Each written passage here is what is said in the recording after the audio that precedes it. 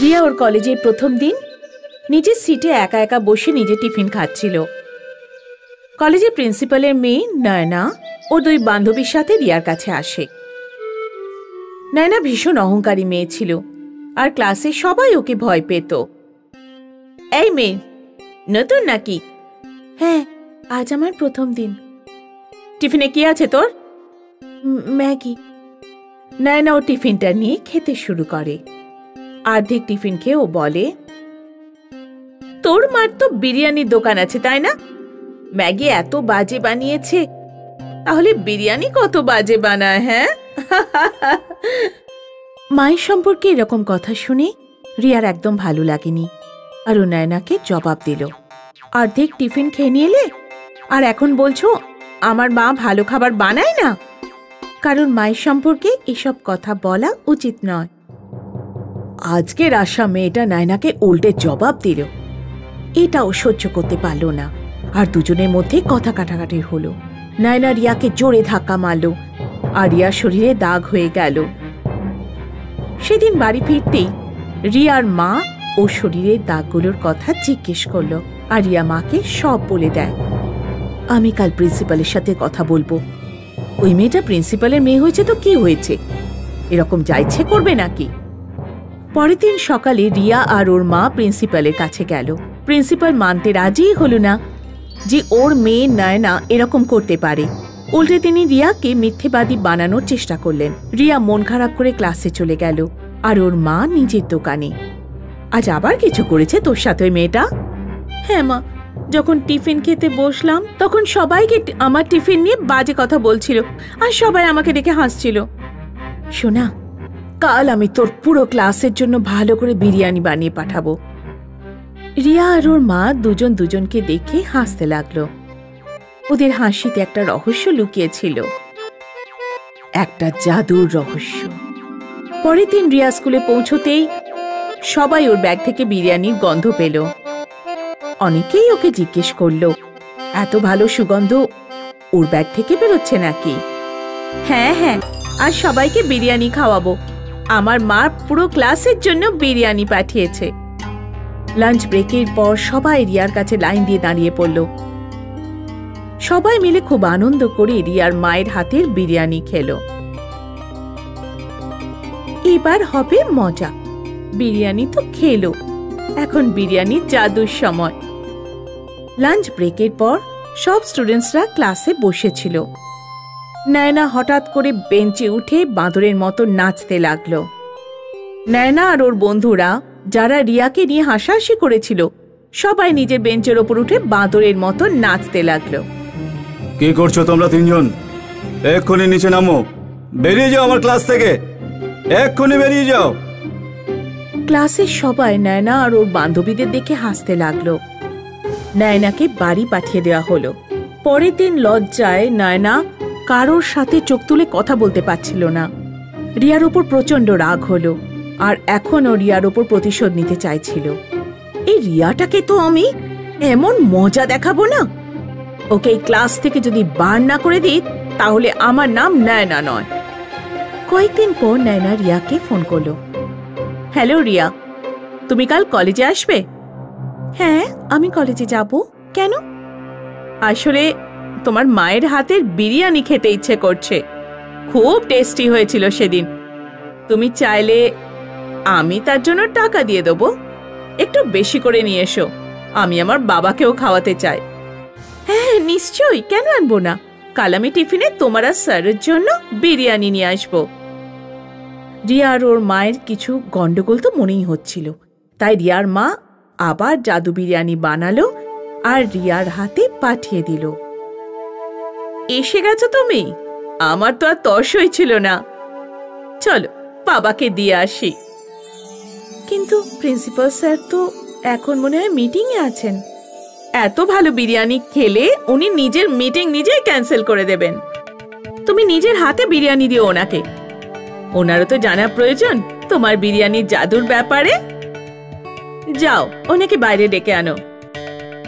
রিয়া প্রিন্সিপালের কেবিনের ভেতর ওনাকে ডাকতে যায়। নয়না সুযোগ বুঝে ওর বাবার বিরিয়ানিতে পেট খারাপ করার ওষুধ মিশিয়ে দেয়। প্রিন্সিপাল তখন নয়নাকেও ভেতরে ডাকে। কি হলো নয়না মা, তুমি তো জানো আমি একটা ইম্পর্টেন্ট মিটিং এ আছি। হ্যাঁ হ্যাঁ বাবা, তুমি শুধু এই বিরিয়ানিটা 1 চামচ খেয়ে দেখো, তুমি সব বুঝতে পারবে। দারুণ সুস্বাদু বিরিয়ানি, আমিও খেয়েছি। আমি চাই যে তুমি রিয়ার মায়ের হাতের বিরিয়ানি খাও।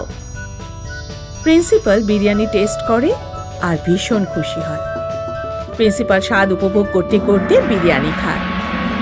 নয়না অপেক্ষা করে থাকে যে কিছু একটা গন্ডগোল হোক, কিন্তু ওর বাবা তো আনন্দ করে বিরিয়ানি খাচ্ছিল। বাহ মা, বিরিয়ানি তো সত্যিই খুব সুস্বাদু হয়েছে। বাহ রিয়া, তোমার মাকে আমার পক্ষ থেকে ধন্যবাদ জানিও। বাবা, তোমার কিছু হচ্ছে না? আমি তো শুধু এই বিরিয়ানিকে ভালোবেসে ফেলেছি মনে হচ্ছে। এরকম বিরিয়ানি আমি তো আজ পর্যন্ত কোনোদিন খাইনি। কি হলো, খাও, এসো এসো। নয়না না করা সত্ত্বেও প্রিন্সিপাল ওকে 2 চামচ বিরিয়ানি খাইয়ে দেয়। নয়নার পেটে যন্ত্রণা শুরু হয়ে যায় আর ও বাঁদরের মতো চুলকাতে শুরু করে। বাপরে, আমার এসব কেন হচ্ছে? এটা তো বাবার হওয়ার কথা ছিল। নয়না দৌড়ে টয়লেটে চলে যায়। ফিরে এসে আবার বাঁদরের মতো চুলকাতে চুলকাতে কিছু বলে। পেট খারাপ করার ওষুধটা তো তোমার জন্য মিশিয়ে দিয়েছিলাম আমি। আমার উপর প্রতিক্রিয়া হচ্ছে কেন? তোমার মিটিং নষ্ট করতে চেয়েছিলাম। এখানে আমার পেটে গন্ডগোল হয়ে গেছে।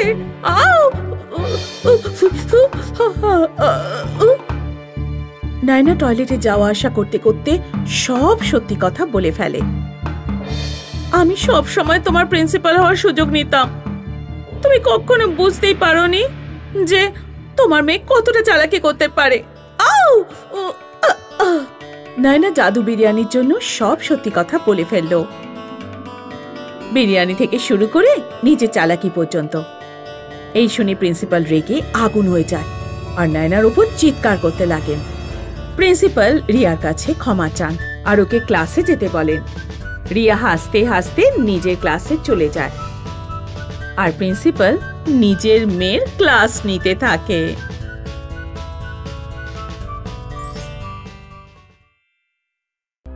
বিদ্যা আর মনোজের বিয়ের বার্ষিকী ছিল।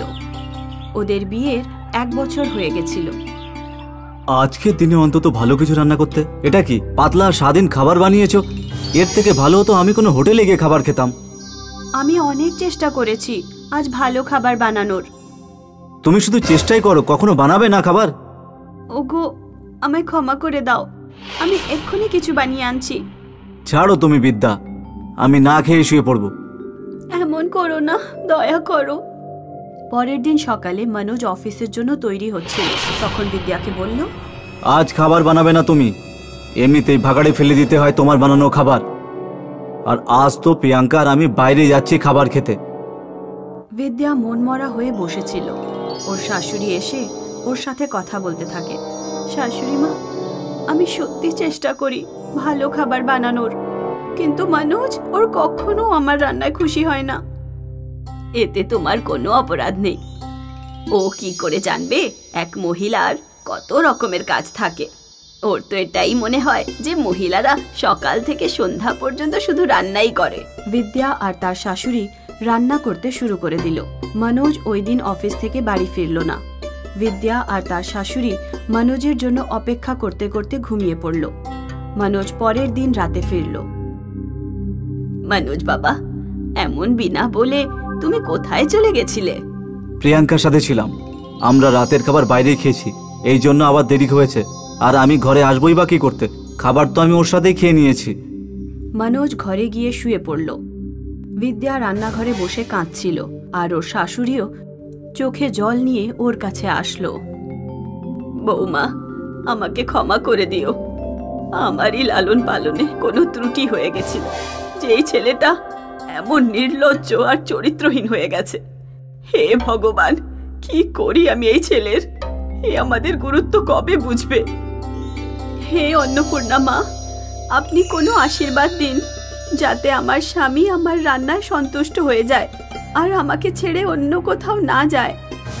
বিদ্যার ওভেনের সামনে একটা মশলার কৌটো চলে আসে আর ওভেন থেকে আওয়াজ বেরোতে শুরু করে।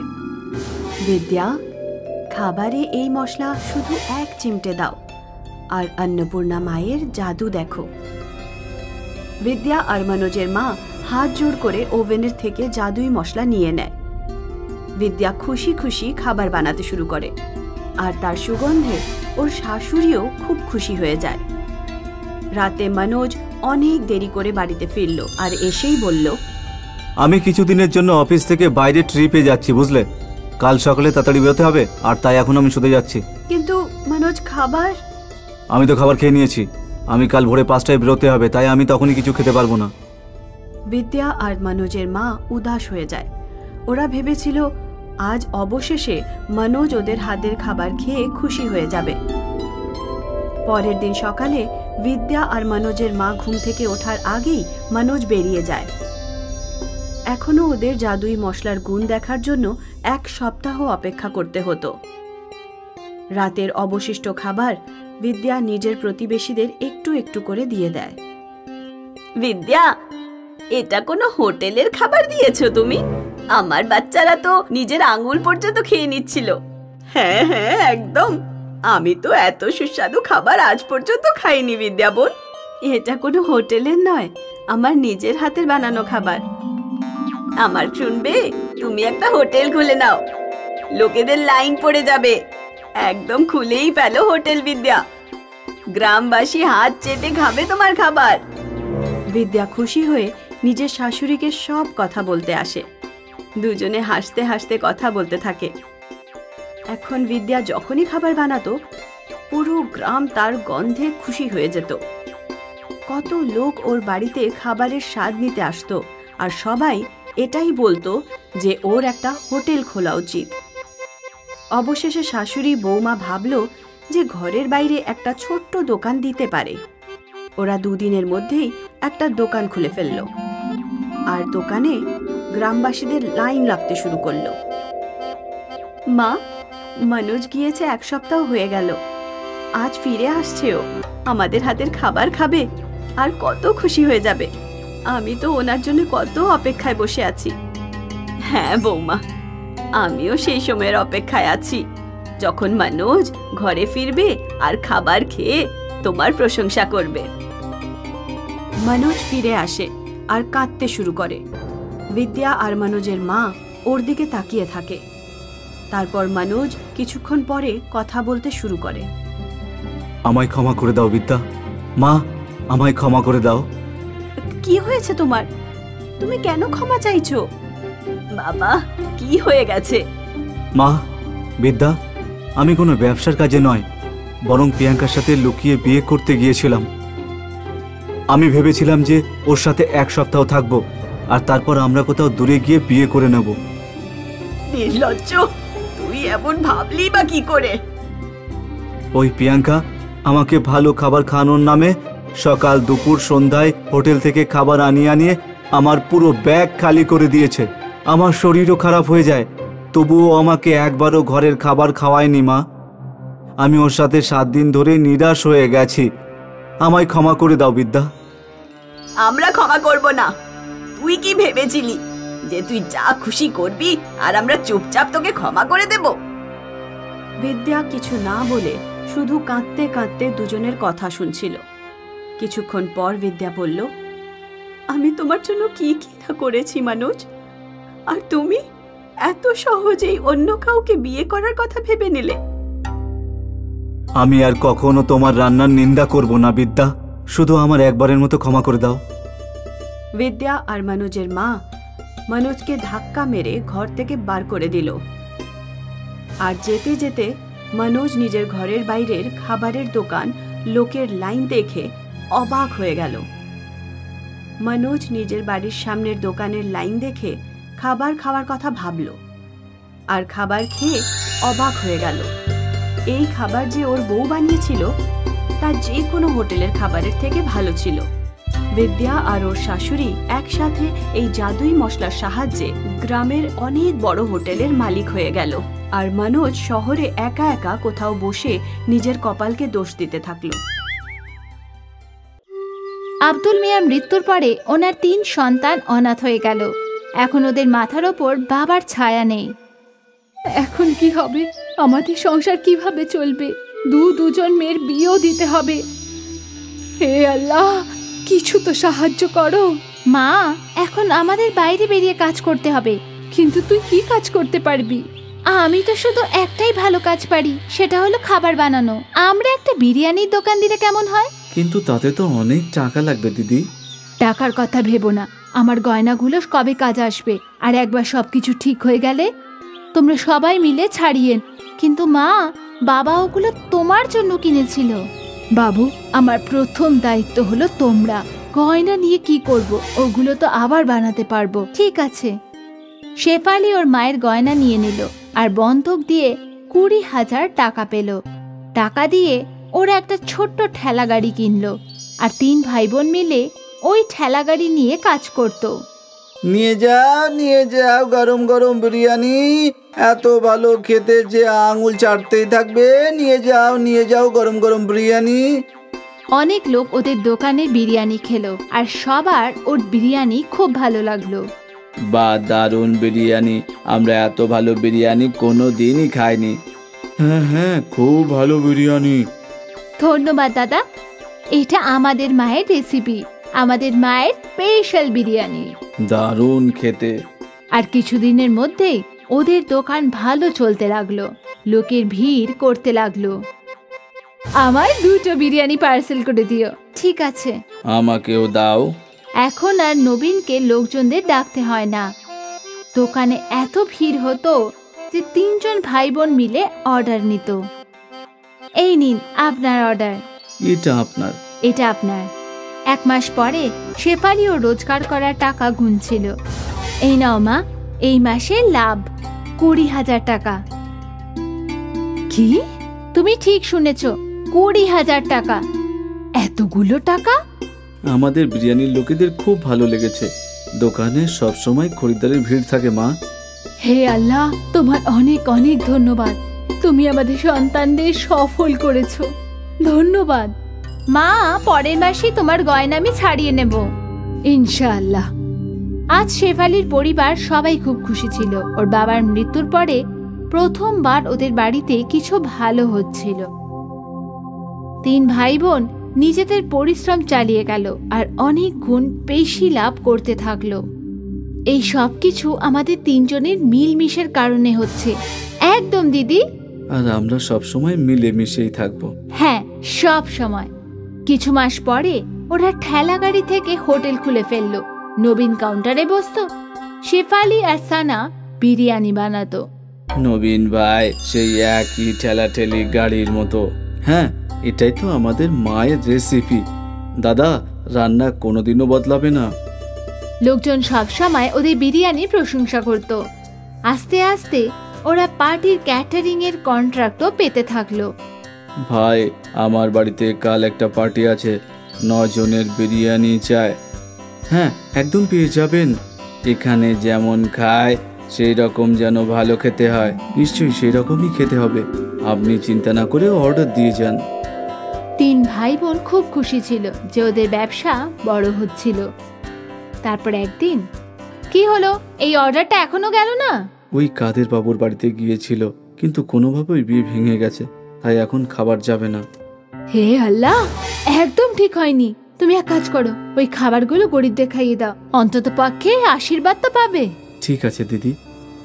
ওর বড় দিদির কথা মতো নবীন সব বিরিয়ানি ভিখারিদের খাইয়ে দিল। কিন্তু ওর ইচ্ছা ছিল না। যখন ও হোটেলে ফিরল তখন সানা ওখানেই ছিল। দিদি কোথায়? ও তো বাড়ি গেছে। আমি বুঝতে পারছি না যে দিদি এত বিরিয়ানি গরিবদের দিতে কেন বলল। কি বলছো তুমি? সানা, দিদি আজ কাদের বাবুর বাড়িতে গিয়েছিল। ওরা 300 জনের বিরিয়ানি অর্ডার দিয়েছিল, কিন্তু কোনো কারণে ওনাদের বাড়ির বিয়ে ভেঙে গেছে, তাই বিরিয়ানিও বেঁচে গেছিল। আমি ভেবেছিলাম আমরা ওই বিরিয়ানি বিক্রি করে দেবো। তখন দিদি বলল সব বিরিয়ানি গরিবদের দিয়ে দাও। এটা তো ঠিকই হলো না, আমরা ওই বিরিয়ানি বিক্রি করেও টাকা রোজগার করতে পারতাম। হ্যাঁ নিশ্চয়ই, আমাদের দিদি খুব ভালো মনের মানুষ। সেই জন্য ও হয়তো ভেবেছে যে যখন আমরা বিরিয়ানির টাকা পেয়ে গেছি তখন বিরিয়ানিও গরিবদের দিয়ে দেওয়াই ভালো। কিন্তু দ্বিগুণ লাভ করার চিন্তায় হয়তো মাথায় আসেনি। হতে পারে। তখনই শেফালি ওখানে আসে আর সানা আর নবীন ওদের আলোচনা বন্ধ করে দিল। বিরিয়ানি গরিবদের দিয়ে দিয়েছে তো? হ্যাঁ হ্যাঁ নিশ্চয়ই। অন্তত পক্ষে কাদরি বাবুর আশীর্বাদ পাক, এখন ওনার আশীর্বাদের অনেক দরকার। হ্যাঁ। সানা আর নবীন ওদের দিদির সিদ্ধান্তে রাজি ছিল না। যাক, ওদের ব্যবসা চলতে থাকলো। ওরা আরো বড় বড় অর্ডার পেতে থাকলো। ওদের হোটেলও ভালো চলছিল। তারপর কিছু মাস পরে আরেকটা অর্ডার ক্যান্সেল হয়ে গেল। নবীন, আনসারি বাবুর অর্ডার ক্যান্সেল হয়ে গেছে, তুমি এইসব বিরিয়ানি গরিবদের দিয়ে দাও। ঠিক আছে দিদি। নবীন হ্যাঁ তো বলে দিয়েছিল, কিন্তু ওর ইচ্ছে ছিল না। বড় দিদি বাড়ি যাওয়ার পরে সানা আর নবীন কথা বলতে থাকলো। আমরা কি বিরিয়ানি বিক্রি করতে পারি না? এখন তো রাত 10টা বাজে, এখন কি আর কি কোনো খরিদ্দার আসবে? একটা কাজ করি, এটা ভেতরে রেখে দিই, কালকে এটাই বিক্রি করব। হ্যাঁ হ্যাঁ, এটাই ভালো হবে। দুই ভাই বোন মিলে ওই বিরিয়ানি লুকিয়ে রাখলো। পরের দিন ওরা প্রথমে ওই বিরিয়ানি বিক্রি করলো, আর ওরা দুজন খুব খুশি ছিল, কারণ দ্বিগুণ লাভ হচ্ছিল। আর শেফালি এই কথা জানতো না। তারপর থেকে যখনই কোনো অর্ডার ক্যান্সেল হতো, সানা আর নবীন পরের দিন ওটা হোটেলে বিক্রি করত। এই ঘটনা অনেক মাস ধরে চলতে থাকলো। একদিন এই বাসি বিরিয়ানি একজন রেগুলার খরিদ্দারকে দেয়া হলো। নবীন ভাই, কিছু তো গন্ডগোল আছে, বিরিয়ানি আর তেমন খেতে নেই। এটা কি করে হতে পারে ভাই? আমরা তো বরাবর একই বিরিয়ানি বানাই। ঠিক আছে। আস্তে আস্তে সব খরিদ্দাররা বিরিয়ানিতে গন্ডগোল বুঝতে পারল, আর ওদের এটা খেতে ভালো লাগছিল না। হঠাৎ করে ওদের হোটেলে খরিদ্দার কমে গেল। তখনই শেফালি ভাবতে থাকলো, হঠাৎ করে এমন কি করে হয়ে গেল? আমাদের খরিদ্দার কমে গেল কি করে? এইভাবে চলতে থাকলে কিভাবে হবে? নবীন ওর ভুল বুঝতে পারল। ওর দিদির কাছে কাঁদতে থাকলো। আমার দোষ, আমি আর সানা দিদি মিলে খরিদ্দারকে বাসি বিরিয়ানি খাইয়েছি। কি? নবীন ওর দিদির সামনে সব ভুল স্বীকার করে নিল। এটা তুই কি করলি? বেশি লাভ করার চক্করে ব্যবসায় খারাপ করে দিলি। এবার আমরা গ্রাহককে কি করে ফেরত আনবো? আমাদের ক্ষমা করে দাও দিদি। আমরা জানতাম না যে এরকম কিছু হবে। তোমার লোভের জন্য সবকিছু শেষ হয়ে গেল। তিনজন ভাবতে লাগলো যে ওরা এখন কি করবে। তারপর পরের দিন শেফালি একটা উপায় পেল। শেফালি একটা বোর্ডে লিখল, আমাদের ক্ষমা করে দিন, আমাদের ভুলের জন্য আপনাদের বিরিয়ানি খেতে হয়েছে, আমরা লজ্জিত। সেই জন্য আগামী 1 সপ্তাহ ধরে আমরা সবাইকে বিনা পয়সায় বিরিয়ানি খাওয়াবো। এই বোর্ডটা শেফালি হোটেলের বাইরে টাঙিয়ে দিল। কাস্টমাররা বোর্ড পড়ে ফ্রিতে বিরিয়ানি খাওয়ার জন্য হোটেলে এলো। আর আবার একবার ওদের টাটকা বিরিয়ানির স্বাদ ভালো লাগতো। এটা তো একেবারে আগের মতো। হ্যাঁ হ্যাঁ, দারুণ লাগলো। যদি ওদের 1 সপ্তাহ ফ্রিতে বিরিয়ানি খাওয়াতে হলো, কিন্তু ওদের সমস্যার সমাধান হয়ে গেল। ওদের খরিদ্দাররা ফিরে এলো, আর সানা আর নবীন বুঝতে পারলো যে লোভ বাজে জিনিস। আবার একবার আম্মির বিরিয়ানি চলতে থাকলো। একটা গ্রামে দিশা নামের একটা মেয়ে নিজের বুড়ো মা বাবার সাথে থাকতো। দিশার মা বাবা ভেজ পোলাওয়ের ঠেলা লাগিয়ে বিক্রি করত। দিশা একটা 20 বছরের মেয়ে ছিল, যে সারা দিন বইয়েই ডুবে থাকতো। একদিন তার মা অনিতা দিশাকে বলে ওঠে, তুই সারা দিন বইয়েই ডুবে থাকিস, একটু আধটু মায়ের কাজে সাহায্য করে দে, বিয়ের পরে এটা তোর কাজেই আসবে। কি সব কথা বলছো মা? বাড়ির সমস্ত কাজকর্ম করতে তো জানি, আর আমি তোমার কাছে রান্নাও তো শিখেছি। দিদা তো আমার হাতের খাবারের খুব প্রশংসা করত। আমি তোকে ভালো করে চিনি, কিন্তু সারা দিন বইয়ে ডুবে থেকে কি বা পাবি? আজ পর্যন্ত পড়াশোনা করে স্ত্রীরা কিছু পেয়েছে? অবশেষে তো তাকে বিয়ে করে রান্না বান্নাই করতে হয়। এরকম নয় মা, যদি আমি সারা দিন বইয়েই ডুবে থাকি তার পেছনেও কারণ রয়েছে। বই আমাদেরকে অনেক কিছু শেখায় মা, আর জীবনে কিছু বড় করতে চাই আমি। দিশার কথা শুনে অনিতা দিশাকে কিছু বলতেই যাচ্ছিল, তক্ষুনি ওখানে দিশার বাবা চলে আসে। আরে আমার মেয়ে দীক্ষা একদম ঠিক কথাই বলছে। অনিতা, ও পড়াশোনা করুক না। আমি তো এটাই বলতে চাইছিলাম গো, যে দিশাকে পড়াশোনা করিয়ে চাকরি করাবো নাকি? অবশেষে তো বিয়েই করাবো না। এরকম করে ভাবতে নেই অনিতা। যদি দীক্ষা ভালো করে শিক্ষাটা লাভ করে তাহলে ও শিক্ষা দিয়ে অনেক লাভ পাবে, তাই না? উনি যে স্বামীর ওপরে বোঝ হবে না। আর এমনি আজকালকার দিনে মেয়েরা কি পুরুষদের থেকে পেছনে রয়েছে? আরে পুরুষের পায়ে পা মিলিয়ে চলছে তারা। বাবা, আমার স্কুলে 2 দিনের জন্য জঙ্গলে ট্যুরে যাচ্ছে, আমি যেতে পারি? কিন্তু ম্যাম 500 টাকা চেয়েছে। মা, আমি তোমায় কখনো বারণ করতাম না, কিন্তু তুমি তো জানোই যে আজকালকার দিনে ব্যবসা কত খারাপ হচ্ছে। আমি তোমার স্কুলের ফিসটাও কত কষ্ট করে দিতে পারি। ট্যুরে যাওয়ার জন্য যে স্কুলের সংস্থা তোমার কাছ থেকে কিছু পয়সাও তো চেয়েছে, তাই না? যেটা এই সময় আমার কাছে নেই মা। তোমার মুখটা দেখে বুঝতে পারছি তোমার খুব দুঃখ লেগেছে, তাই না? তোমার মুখটা দেখে সত্যি আমার খুব কষ্ট হচ্ছে মা।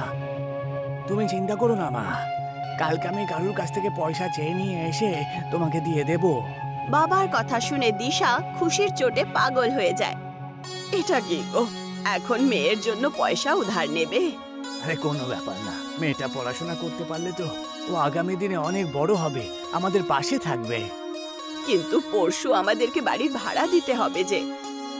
পরের দিন রমন আবার নিজের ঠেলা নিয়ে বাস স্ট্যান্ডের কাছে চলে যায়। আর ও এটাই ভাবতে শুরু করে যে সে টাকা কার থেকে উধার চাইবে। তক্ষুনি সে দূর থেকে গ্রামের প্রধানকে আসতে দেখে, যিনি তার কাছেই আসছিলেন। নমস্কার নমস্কার প্রধান মশাই। আরে আরে নমস্কার নমস্কার নমস্কার। তা বলো, কেমন আছো তুমি? তা ব্যবসা কেমন চলছে তোমার? বাজারের অবস্থা খুবই খারাপ প্রধান মশাই। আগে পোলাও বিকেলের মধ্যে বিক্রি হতো, কিন্তু এখন তো কখনো কখনো যেমনকার পোলাও সেরকমই পড়ে থাকে, তাই না? খুবই সমস্যা আমার। আরে আরে রমন, আজকাল হলো চাইনিজ ফুডের যুগ। এখানে নানা রকমের খাবার তৈরি হচ্ছে, আর তুমি মানে এর মধ্যে তোমার এই দেশি পোলাও আর কে খাবে বলো তো? গ্রামের দশা এখন আর আগের মতন নেই ভাই। গ্রামের লোকজনও তো আগের থেকে পাল্টে গেছে। প্রধান মশাই, আমি আপনাকে কিছু বলতে চাই। হ্যাঁ হ্যাঁ হ্যাঁ, বলো বলো, কি কথা বলতে চাও বলো। আমাকে আমাকে কিছু পয়সা ধার দেবেন আপনি? কত পয়সা লাগবে তোমার? ওই আমার 2000 টাকা মতন লাগবে আর কি। আসলে ব্যাপারটা হলো আমার 1500 টাকা বাড়ির ভাড়া দিতে হবে তো, আর 500 টাকা মেয়ের স্কুলে জমা করতে হবে আমার। আরে তো দীক্ষা স্কুলের ফিস এখনো দিতে পারোনি নাকি? না, সে তো আমি কবে দিয়ে দিয়েছি প্রধান মশাই। আসলে ব্যাপারটা হলো যে স্কুলের তরফ থেকে বাচ্চারা সবাই ট্যুরে নিয়ে যাচ্ছে, মানে জঙ্গলে। তাই মেয়েটা যেতে চাই তো, সেই জন্য পয়সাটা চাইছিলাম। স্কুলের লোককে 500 টাকা দিতে হবে আমাকে। আরে তোমার কি হয়েছে বলো তো রমনা? তোমার ব্যবসা একই খারাপ চলছে, আর তার উপর তুমি বাড়ির ভাড়াও তোমাকে দিতে হবে। এর মধ্যে তুমি তোমার মেয়েকে ট্যুরে পাঠাতেই হবে তোমাকে। হ্যাঁ, মেয়েটা গাছপালা খুব ভালোবাসে প্রধান মশাই, আর সারাদিন ও তো শুধু গাছেদের ব্যাপারে বইয়েতে পড়তেই থাকে। আজকে বিকেলের মধ্যে যদি পয়সাটা আমি না দিই, তাহলে মেয়েটার মনে মনে খুব কষ্ট পাবে প্রধান মশাই। প্রধান রমনের কথা শুনে রমনকে খুব ধ্যানপূর্বক দেখে। তক্ষুনি প্রধানের সাথী অভিমন্যু ওখানে পৌঁছে যায়। অভিমন্যু একজন খারাপ স্বভাবের ব্যক্তি ছিল, যে প্রধানের সব সময় কানে কিছু না কিছু বলতো। অভিমন্যু ওদের দুজনের কথা অনেকক্ষণ ধরে শুনল। অভিমন্যু প্রধানের কানে বলল, আরে কি এত চিন্তা করছেন প্রধান মশাই? 1000 টাকারই তো ব্যাপার, তাই না? দিয়ে দিন আপনি। আর এমনিতেই ও ঠেলা গাড়িটা 10,000 টাকা দাম হবে, তাই না? এই সময় ওর ব্যবসা একেবারেই ভালো চলছে না। ও আপনার পয়সা ফেরত দিতে পারবে না। পয়সার বদলে ওর ঠেলা গাড়িটা আপনি নিয়ে নেবেন। পুরো 8000 টাকার লাভ হবে আপনার, তাই না? অভিমন্যুর কথা প্রধানের মাথায় বসে যায়। তা তুমি এই পয়সা কবে ফেরত দেবে আমাকে? হ্যাঁ প্রধান মশাই, মাত্র আমাকে 2 মাস সময় দিন, তাহলে দিয়ে দেব। তার আগে আমি কত পয়সা আপনার কাছ থেকে নিয়েছি, তাই না? কিন্তু সবসময় পয়সা তো ফেরত দিয়েছি। আরে সেই সময়ের ব্যাপারটা একেবারেই আলাদা ছিল, কিন্তু এই সময়ের ব্যাপারটা একেবারেই আলাদা। আমি ঠিক বুঝলাম না প্রধান মশাই। আরে দেখো রমন, আজকালকার ব্যবসা তো সবারই খারাপ চলছে, তাই না? আমারও ব্যবসা খুবই খারাপ চলছে, তো সেই জন্য পয়সা আমার তাড়াতাড়ি লাগবে। আর একটা 2 নম্বর কথা, পয়সা তো দিয়ে দেবো, কিন্তু কিছু জিনিস তোমাকে বন্ধক রাখতে হবে আমার কাছে। প্রধানের কথা শুনে রমন খুব অবাক হয়ে যায়। রমন জানতো যে প্রধান ভেতর থেকে তো ভালো স্বভাবের লোক।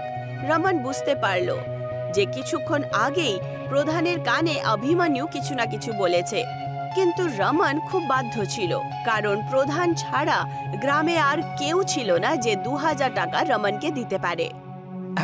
আমার কাছে আর কি আছে বলুন তো প্রধান মশাই, বন্ধক রাখার জন্য তো শুধুমাত্র একটা ভাড়ার বাড়ি রয়েছে। আর কিন্তু আপনি কি আমার কথায় বিশ্বাস করছেন না? আরে ভরসা করার যুগ এখন চলে গেছে। তোমার এই ঠেলা গাড়ি তুমি রেখে দাও না। তোমার 1 মাসের মধ্যে যদি পয়সা আমাকে না দিতে পারো তাহলে আমি তোমার এই ঠেলা গাড়িটা কবজা করে নেবো। হ্যাঁ, আর সেই নিয়ে কিন্তু তুমি কোনো কথা বলতে পারবে না। রমন গভীর চিন্তায় ডুবে যায় আর বলে, ঠিক আছে প্রধান মশাই, যেমনটা আপনি বলবেন। প্রধান হাসতে হাসতে ওখান থেকে চলে যান। বিকেলবেলা রমন 500 টাকা নিজের মেয়েকে দিয়ে দেয়। দিশা খুশির চোটে বাইরে চলে যায় আর রমন সমস্ত কথা নিজের স্ত্রী অনিতাকে বলে দেয়। এটা কি করেছো তুমি? তুমি তো ভালো করে জানো যে ওরা ভালো স্বভাবের লোক নয়। প্রধান ভালো স্বভাবের আর দয়ালু ব্যক্তি। নিশ্চয়ই অভিমন্যু তোমার ঠেলার ওপরে লোভ দেখিয়েছে। প্রধান তোমার ঠেলা নিয়ে কি করবে? উনি নিশ্চয়ই তোমার ঠেলাটা অভিমন্যুকে দিয়ে দেবে। তোমার কাছে যখন ঠেলাই থাকবে না তখন তুমি কি করবে? ততদিনে কিছু না কিছু একটা ব্যবস্থা আমি করেই নেব। এমনিতেই বাড়ি ভাড়ার জন্য পয়সা তো আমাদেরকে দিতেই হবে। 1500 টাকা তো আমাকে এমনিতেই চাইতে হতো। পরের দিন দিশা জঙ্গলে ট্যুরে চলে যায়। দিশা জঙ্গলের ঘন গাছগুলোকে মন দিয়ে দেখছিল। তখনই তার চোখ পড়ে একটা বুড়ি মহিলার ওপর। আর ওই বুড়ি মহিলা কলা পাতার ভেতরে কিছু রান্না করছিল। কলার পাতার মধ্যে থেকে খুব সুগন্ধ আসছিল। দিশা নিজেকে আটকাতেই পারল না আর ওই বুড়ি মহিলার কাছে চলে যায়। এটা কি মা? এটা কলার পাতার ভেতরে বানানো বিরিয়ানি সোনা। এটা কি করে সম্ভব হতে পারে? একদম সম্ভব হতে পারে সোনা। আমি এই রেসিপিটাকে জানি। তারপর দিশা সেই মহিলার চেহারাটাকে খুব গম্ভীরভাবে দেখে। আপনার চেহারার লাইনগুলোকে দেখে বুঝতে পারছি যে আপনি এই জঙ্গলে থাকেন না, আর এই রেসিপিটাও এই দেশের নয়। তুমি তো খুবই জ্ঞানী ব্যক্তি বাবু। তুমি কি করে বুঝতে পারলে এটা? আমি সারাদিন বই পড়তে থাকি। আমি কিছু নতুন শিখতে চাই। আমি তোমার থেকে খুব প্রভাবিত হয়ে গেছি। কি নাম তোমার? দিশা। দিশা, দিশা, তুমি একদম ঠিক বলেছ। আমি নিজের যুবক অবস্থাতেই অর্ধেক পৃথিবী ঘুরে নিয়েছি। আমার পরিবারের লোকেরা সবাই আমাকে ছেড়ে বিদেশে গিয়ে শিফট হয়েছে। সেই দিনের পর থেকে এই পৃথিবী থেকে আমার মন একেবারে সরে গেছে। এখন আমি জঙ্গলে একা থাকি। আপনি কি আমাকে এই রেসিপিটা শেখাবেন? যদি অন্য কেউ বলতো তাহলে আমি শেখাতাম না, কিন্তু তুমি খুবই জ্ঞানী ব্যক্তি। তোমার চোখের আলো বলছে যে তুমি নিশ্চয়ই এগিয়ে যাবে। আমি তোমাকে নিশ্চয়ই বানানো শেখাবো। বুড়ি মহিলা দিশাকে সমস্ত রেসিপি বলে। বিকেল বেলা দিশা বাড়িতে চলে যায়। সময় এইভাবেই কেটে যায়। রমনের কাজ একেবারে বন্ধ হয় আর প্রধান অভিমন্যুর সাথে এসে রমনের ঠেলা নিয়ে চলে যায়। রমনের ব্যবসা একেবারে বন্ধ হয়ে যায়। তার ওপর বাড়ির ভাড়াও অনেক বেশি হয়ে গেছিল।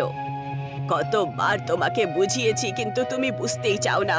কি দরকার ছিল মেয়েটাকে এত বেশি লেখাপড়া করানোর? এখন বলো, মেয়েকে লেখাপড়া করিয়ে কি পেলে? ওর স্কুলে যত টাকা খরচা করেছি তত টাকা যদি জমা করতাম তাহলে আমাদের কাজে আসতো আজ। আরে এতে এতে দীক্ষার কোনো দোষ নেই অনিতা। খুনি ওখানে দিশা এসে যায় আর বলে, বাবা, আমার কাছে একটা উপায় আছে। কিরকম উপায় সোনা? কিছু মাস আগে যখন আমি জঙ্গলে ট্যুরে গেছিলাম তখন ওখানে একজন বুড়ি মহিলার কাছে আমি একটা বিরিয়ানির রেসিপি শিখেছি। আমার মনে হয় যদি সেই বিরিয়ানি আমরা আমাদের গ্রামের লোকেদের বিক্রি করি তাহলে অনেক লাভ হবে। কিরকম কথা বলছিস তুই? কি বলতে চাইছিস? যে তোর বাবা পোলাও বানাতো? অনিতা, আমার মনে হয় দীক্ষা একদম ঠিক কথাই বলছে। প্রধান মশাই তো এই কথাটাই বলছিল যে এখনকার দিনে ভারতবর্ষে নতুন নতুন খাবার চলে এসেছে, তাই না? যতদিন না আমরা নতুন কিছু করব ততদিন এইভাবে আমরা পিছিয়ে পড়বো, তাই না? কিন্তু সমস্যা এটা হলো যে মেয়ের কথাটা যদি মেনেও নেই তাহলে তুমি এই বিরিয়ানি বিক্রি করবে কোথায়? ঠেলা তো অভিমন্যু নিয়ে গেছে। তুমি তার চিন্তা করো না মা। আমি নিজের বাড়ির আর্থিক স্থিতির ব্যাপারে টিচারের সাথে কথা বলেছি। ওনার কাছে একটা খালি দোকান আছে। উনি আমাকে বলেছেন যতক্ষণ পর্যন্ত আমরা টাকা না রোজগার করি ততক্ষণ পর্যন্ত দোকানটা আমরা নিতে পারবো। দিশার কথা শুনে রমন খুশি হয়ে যায়। পরের দিন দিশা রমনকে খেতে নিয়ে যায় আর নিজের বাবার সাথে অনেকগুলো কলার পাতা নিয়ে দোকানে চলে আসে। রমন আর অনিতা সেই দোকানের পরিষ্কার পরিচ্ছন্ন আগের থেকেই করে ফেলে। দিশা সেই কলার পাতার ভেতরে বাসমতি চাল আর অন্যান্য জিনিস দিয়ে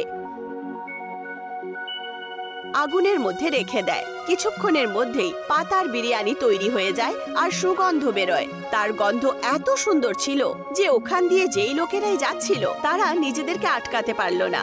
একজন ব্যক্তি সঙ্গে সঙ্গে আসলো আর বলল, আরে আপনার দোকান থেকে খুব ভালো ভালো গন্ধ বেরোচ্ছে তো। এটা কি কোনো নতুন হোটেল নাকি? রমন কিছু বলার আগেই দিশা সেই লোকটাকে বলে ওঠে, আপনি একদম ঠিক বুঝেছেন, এটা আমাদের নতুন হোটেল, কলার পাতার বিরিয়ানির হোটেল। ওই ব্যক্তি সঙ্গে সঙ্গে সেই দোকানে একটা টেবিলে বসে যায় আর বলে, আমিও এক প্লেট খেতে চাই অবশ্যই। দিশা তাকে গরম গরম বিরিয়ানি এনে দেয়। ওই ব্যক্তিটা দেখতে দেখতেই বিরিয়ানির 4-5 প্লেট খেয়ে নেয়। দারুণ লাগলো আমার। তা কত হলো? 2000 টাকা। ওই লোকটা হাসি খুশি 2000 টাকা দিশাকে দিয়ে দেয়। ওই লোকটা শহরে থাকতো আর একজন ফেমাস ইউটিউবার ছিল। আরে এই ধরনের খাবার আমি আমার জীবনে প্রথমবার খেয়েছি। আমার তো মনে হয় না ভারতে অন্য কোথাও তৈরি হয়। আপনার যদি কোনো আপত্তি না থাকে আমি কি আপনার একটা ফটো কলার পাতার বিরিয়ানির সাথে সোশ্যাল মিডিয়াতে পোস্ট করতে পারি কি?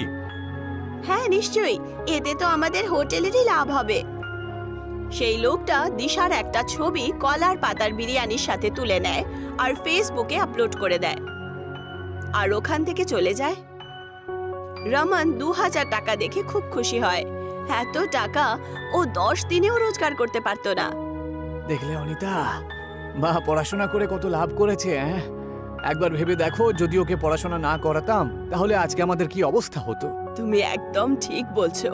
আমি তো নিজের ভাবনার ওপরে খুব খারাপ পাচ্ছি। কিছুদিনের মধ্যেই দেখতে দেখতে দিশার সেই ফটো সমস্ত ইন্ডিয়ায় ভাইরাল হয়ে যায়। দিশার হোটেল থেকে দূর দূর থেকে কলার পাতার বিরিয়ানি খেতে আসতে শুরু করে। কিছু মাসের মধ্যেই রমন সেই দোকানটা দিশার টিচারের থেকে কিনে নেয়।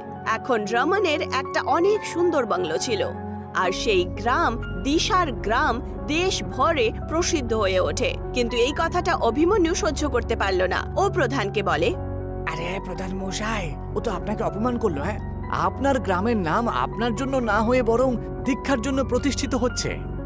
প্রধান অভিমন্যুকে কিছু বলতো তার আগেই প্রধানের স্ত্রী ক্রোধিত হয়ে ওখানে আসে। এখন তোমার ঘরে আসার কোনো দরকার নেই। আরে এসব তুমি কি বলছো? আরে ও আমার পাশে থাকে সব সময়। তোমার সাথী নয়, বরং তোমার শত্রু। আরে দিশাকে তো পুরস্কার দেওয়া উচিত। দিশার কারণে আমাদের গ্রামের নাম কত প্রসিদ্ধ হয়েছে। আমাদের বাচ্চাদেরকে এগিয়ে যাওয়ার প্রেরণা পেয়েছে। এই অভিমন্যু সারা দিন গ্রামবাসীদের বিরুদ্ধে তোমার কানে বলে আর তোমার মাথা খারাপ করে। এর কারণেই তোমার ছবি কত খারাপ হয়েছে তুমি সেটা জানো না। প্রধান নিজের স্ত্রীর কথা বুঝতে পারে। সে অভিমন্যুকে ধাক্কা মেরে বাড়ির বাইরে বার করে দেয়। বিকেলবেলা প্রধান আর তার স্ত্রী রমনের হোটেলে বিরিয়ানি খেতে পৌঁছে যায়। আমাকে ক্ষমা করে দাও ভাই, আমি তোমার সাথে অনেক অন্যায় করেছি, তাই না? অভিমন্যুর কথা শুনে আমি তোমার কাছ থেকে তোমার ঠেলাগাড়ি কেড়ে নিয়েছিলাম। সেরকম কিছু ব্যাপার নয় প্রধান মশাই, এসবই ঈশ্বরের লীলা। আপনি যদি এমনটা না করতেন আমি তাহলে এত বড় লোক কি করে হতাম? কিন্তু আমি যত বড়ই লোক হই না কেন, কারণ আপনি হলেন এই গ্রামের প্রধান মশাই। দিশার কলার পাতার বিরিয়ানি আজও শহর থেকে খাওয়ার জন্য আসে।